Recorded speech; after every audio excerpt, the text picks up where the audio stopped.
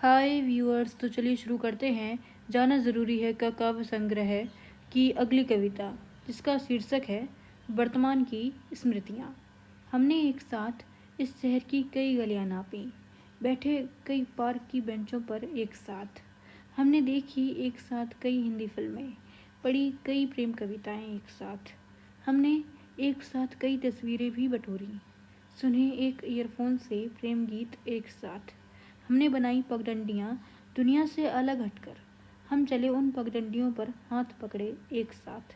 हम दोनों जानते थे ये साथ भविष्य में शायद नहीं रहेगा एक साथ, फिर भी हमने चुना वर्तमान का सारा समय एक दूसरे के साथ। और आज में जीते हुए हमने जाना कि भविष्य का एक हिस्सा वर्तमान की स्मृतियों से अधिक कुछ नहीं। हमने चुना भविष्य के लिए स्मृतियाँ बनाना वर्तमान में एक साथ। इसी के साथ ही कविता समाप्त होती है। इसी काव्य संग्रह की जो अगली कविता है उसका शीर्षक है मृत्यु एक अचूक सत्य। तो चलिए शुरू करते हैं। ये कविता जो हमें बताती है कि मृत्यु एक अचूक सत्य है और उसे झुठलाया नहीं जा सकता। तो चलिए शुरू करते हैं ये कविता। मृत्यु नहीं देखेगी आपकी उम्र क्या है, ना ही देखेगी कि आप किस जाति या धर्म से जुड़े हुए हैं। उसे इस बात से भी फर्क नहीं पड़ेगा कि आप किस पद पर विराजमान हैं। यह तो उसे बिल्कुल नहीं मालूम होगा कि आपने कितनी दौलत कमाई, और ना ही उसे यह पता होगा कि आप अब तक कितना खुलकर जिए हैं। उसे आना है, वह आएगी, तो किस बात पर हम घमंड कर रहे हैं। बेहतर ये होगा कि हम जान लें मृत्यु जीवन का एक अचूक सत्य है, जिसके सच होने का समय निर्धारित नहीं है। इसी के साथ ये कविता समाप्त होती है। इसी काव्य संग्रह की जो अगली कविता है उसका शीर्षक है ईश्वर का थैला। तो चलिए जानते हैं इस ईश्वर के थैले में क्या है। छाने हर गली कूचे, शहर और मकान कई, जहाँ रुका जाए कहीं थक कर चैन से, वो जगह कभी कहीं मिली ही नहीं। समय के एक सिरे से अतीत के नग्न तार बंधे हैं, जिन्हें मात्र छूने भर से सभी यादों का फ्लैशबैक घेर लेता है मुझे। और दूसरे सिरे पर ईश्वर का थैला बंधा है, जिसमें भविष्य की रेत पड़ी है, जो कि सारी की सारी एक बार में नहीं छुई जा सकती। ईश्वर समय समय पर अपने अनुसार इसे थोड़ी थोड़ी मुझ तक पहुंचा रहा है। पिछला सिरा छूते ही इलेक्ट्रिक शॉक जैसा झटका अचानक मन में दौड़ता है, जो शरीर को क्षति पहुंचाने की बजाय सीधा मन पर हावी बैठता है। हावी इसलिए होता है क्योंकि उसके कुछ हिस्से में काश उन पर अपनी टेक लगाए बैठा है। काश ये ना होता तो ये हो जाता, ऐसा ना करता तो ये कर जाता। इस तार पर न जाने ऐसे कितने ही काश बंधे हैं, जिनमें कुछ अधूरा सा पर इनसे चिपका ज़रूर है।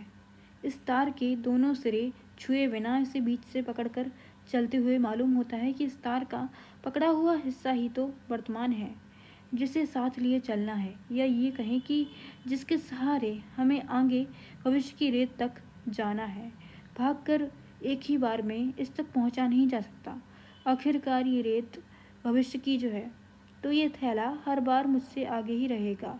इस तरह चलते हुए होता है कई बार कि पीछे पड़े सिरे पर कई दफ़ा हाथ पड़ जाता है, जो फिर से अपनी छाप छोड़ देता है। पर फिर याद आता है चलते भी तो जाना है। चलते जा रहे हैं, कई बार पिछले सिरे पर हाथ खुद ही दे मारते हैं। रेत उड़ती जा रही है, थैला हर दिन हल्का होता जा रहा है। चलते चलते पाँव दुखने का कोई बहाना नहीं चलेगा। वर्तमान है जीने के लिए, अतीत था सहने के लिए, और भविष्य होगा संभालने के लिए। इसी के साथ ये कविता समाप्त होती है। इसी काव्य संग्रह की जो अगली कविता है जिसका शीर्षक है कलाकार की कला, जो हमें बताती है कि जीवन में सबसे बड़ी त्रासदी क्या है। तो चलिए शुरू करते हैं ये कविता। जीवन की सबसे बड़ी त्रासदियों में से एक है दुनिया के बाद खुद कलाकार का अपनी कला को निरर्थक मान उसे त्याग देना। इसी के साथ ही कविता समाप्त होती है। इसी काव्य संग्रह की जो अगली कविता है उसका शीर्षक है सोम मंगल बुध जीवन। तो चलिए शुरू करते हैं ये कविता। मैं जीवन भर केवल त्योहारों की प्रतीक्षा में रहा, जब सभी साथ बैठेंगे, हंसेंगे, बोलेंगे। लोग कुछ देर रुके फिर चले गए। जिसकी प्रतीक्षा थी वो त्योहार भी आया और चला गया। मैं वहीं का वहीं रह गया, नितांत अकेला। अब महसूस होता है कि इतवार की प्रतीक्षा में जीवन बस सोम मंगल बुध इत्यादि ही बना बैठा रहा।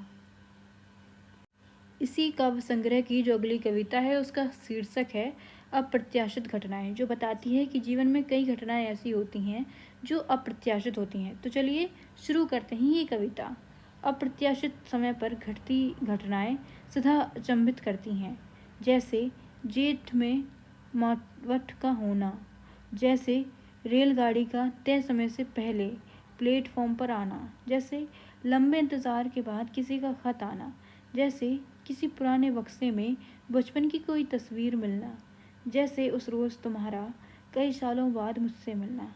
अब तुम अचानक यूं मिल जाओगे तो अचंभा ही होगा ना, जैसे मिल जाता है किसी बच्चे को उसके जन्मदिन पर कोई मनपसंद तोहफा। इसी के साथ ही कविता समाप्त होती है। इसी काव्य संग्रह की जो अगली कविता है उसका शीर्षक है एक ऐसा व्यक्ति। इस कविता के माध्यम से लेखिका ने बताना चाहा है कि हम सभी के जीवन में एक ऐसा व्यक्ति जरूर होना चाहिए जिससे हम बेहिचक बातें कर सकें या अपना दुख दर्द बांट सकें। तो चलिए शुरू करते हैं ये कविता। ज़्यादा नहीं, बस इतना समय हमारे पास ज़रूर होना चाहिए कि हम दे सकें तोहफे में किताबें किसी को, सजा सकें उसके बालों में कोई फूल, रख सकें उसके खत संभाल कर, टहल सकें बगीचे में जिसके साथ नंगे पाँव, कर सकें उसे फ़ोन दिल भारी होने पर, टिका सकें बेहिचक जिसके कंधे पर अपना सर, ले सकें जिसके साथ कुछ ऊटपटांग तस्वीरें। ज़्यादा भी नहीं, लेकिन एक ऐसा व्यक्ति सबके हिस्से ज़रूर आना चाहिए जिसके आगे बन सकें जैसा भी हम बनना चाहें। इसी के साथ ये कविता समाप्त होती है। इसी काव्य संग्रह की जो अगली कविता है उसका शीर्षक है तुम्हारा जाना। तो चलिए शुरू करते हैं ये कविता। मेरे हिस्से कभी नहीं आए वो तमाम दरवाजे जिन्हें खोलकर मैं तुम्हारा स्वागत कर सकूं। मेरे हिस्से आई ये अधखुली खिड़कियां जिनसे मैंने केवल तुम्हारा जाना देखा। इसी के साथ ये कविता समाप्त होती है। इसी काव्य संग्रह की जो अगली कविता है उसका शीर्षक है नाना नानी। तो चलिए शुरू करते हैं ये कविता। नाना हर बार पूछते, बेटी काम कैसा चल रहा है? सबके कंप्यूटर अलग अलग हैं क्या? बस से चली जाती ना ठीक से, और चुपचाप थमा देते मेरे हाथ में कुछ पैसे। मैं ताज्जुब करती उनकी चिंता देख। बीते बरस फरवरी में नाना से मिलने अस्पताल गई और मैंने कहा अब घर आएंगे तब मैं फिर आऊँगी आपसे मिलने। एक दिन बाद दोपहर को मालूम हुआ नाना घर तो आए पर नाना अब नहीं रहे।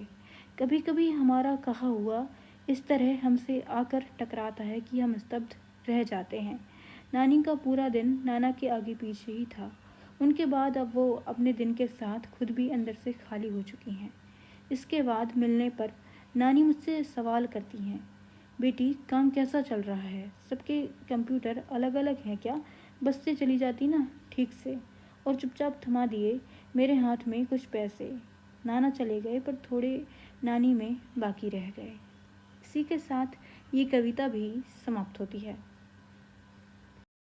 इसी काव्य संग्रह की जो अगली कविता है उसका शीर्षक है ना समझ या समझदार। जो ना समझ और समझदार के बीच में जो उलझनें होती हैं उनको व्यक्त करती है। तो चलिए शुरू करते हैं ये कविता। हमारे बीते हुए में हम पाते हैं थोड़ा और ना समझ खुद को। वर्तमान में खुद को थोड़ा अधिक समझदार मान रहे हैं, जबकि भविष्य में मानेंगे हम आज भी ना समझ खुद को। दरअसल हमें पूरे जीवन नासमझ और समझदार एक ही समय पर होते हैं, बस इसे स्वीकार करने का समय हम अलग अलग चुनते हैं। इसी के साथ ही कविता समाप्त होती है। स्मृतियाँ अवशेष हैं जिन्हें कुरेद कर हम बीता समय फिर से जीना चाहते हैं। Thank you for watching.